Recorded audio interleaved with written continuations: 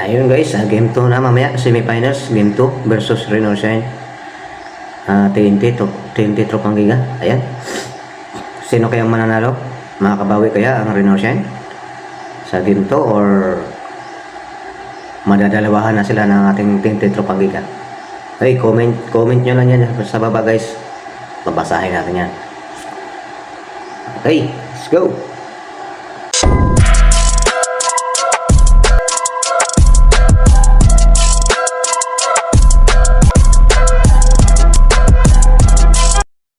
Okay, what's up? What's up guys? Magandang araw sa ating lahat. Magandang umaga. Ayun. Game 2 na mga maya guys. Ang Reno Shine versus Token Tix Tropang Giga. Ayun. Sa palagay nyo guys, sinong mananalo sa laban mamaya ang game 2? Ayun. Reno Shine ba o TNT Tropang Giga? So, ito yung analyze ko guys kung gusto manalo ng Reno Shine. Ano nila guys, depensa nilang matindi yung TNT Tropang Giga. Kasi yung itong dalawang team na to guys, Reno Shine at Token Tix, walang sukat kabigin dito guys, pareho silang mga magaling. Ang Reno Shine guys, ang advantage nila ay puro mga bata sila.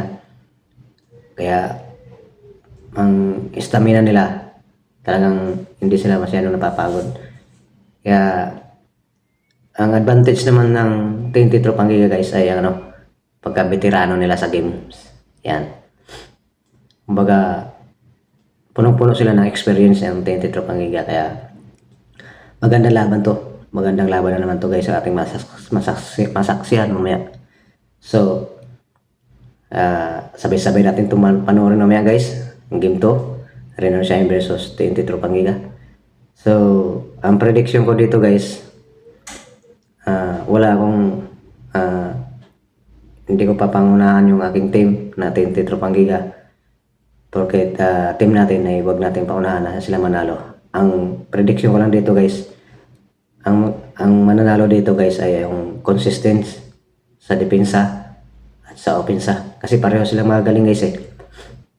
Yung import sa kabila, si yung Thompson, malaki. Kinakain lang yung mga bantay sa loob, si Ram saka si Kelly Williams. Pero yung ating import naman guys, ay masipag. Sa game 1, kahit nag-struggle siya guys, pero ang bumabawi siya sa depensa. Struggle pa yan guys 23 points lang si Ronde Hollis Jefferson. Struggle talaga siya guys sa kanyang opensa. So, alam natin mamaya guys na babawi siya sigurado. Kaya, kung gusto manalo ng Rose, ng ROS, depensa nila na matindi pa. Dublehin pa nila guys yung depensa sa mga TNT Tropang Giga natin, mga player. Kasi, yun, si Uktana nga, naka 22 points pa. Wala pang tulog. Jetlog pa nga daw siya, sabi niya. Yan, wala pa siyang tulog nun. Wala pang pahinga halos. So, para manalo ang Reno Shine mamaya, dublihin pa nila guys ang depensa. Lalo na si Castro ay buwabanat na naman. Ganyan si Jason Castro, doubler eh. Pagka mga playoffs, diyan yan bumabanat guys. Kaya yun, ang prediction ko, siyempre TNT Tropang Giga tayo. Hindi ko sinasabi na TNT Tropang Giga mananalo, hindi ko sinasabi na Reno Shine mananalo. Ang prediction ko guys ay kung sinong pinaka matibay magdepensa, siyang mananalo. Kung sinong pinaka consistent sa opensa, siyang mananalo. So, sa tingin nyo guys, sinong mananalo? Reno Shine o TNT Tropang Giga? I-comment nyo lang yan guys sa baba at babasahin natin yan. At yun, shoutout nga pala sa ating mga viewers dyan, yung mga nanonood.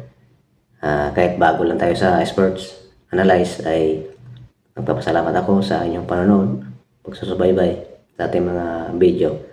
At itong video na to guys ay para lang naman to sa mga TNT fans, TNT Tropang Giga fans. Yan, ginagawa ko to para sa aming mga fans na TNT Tropang Giga. So, yun. Shout out sa inyo lahat, mga tropa. Yan. Ayan. Okay, let's go. Sabay-sabay natin itong panoorin mamaya. Bye-bye.